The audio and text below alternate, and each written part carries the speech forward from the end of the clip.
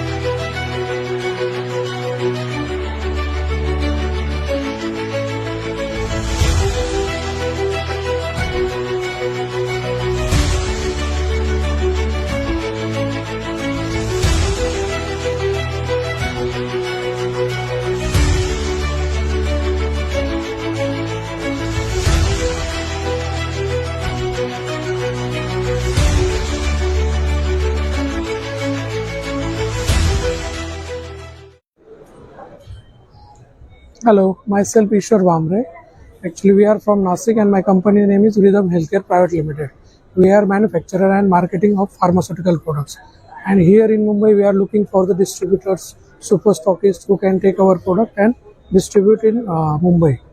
Okay, if we talk about your products, what products you are mostly deals with? Yeah, currently we are having mostly chronic diseases like cardiac, diabetic, neuropsychiatrics. On those medicines we are focusing. So your company has come to this expo, Mumbai Expo. Yeah, So what do you expect from this expo? we are expecting business relations, partners, distributors, third Okay. party manufacturers. If we talk about the message, what message should go to the audience through our platform?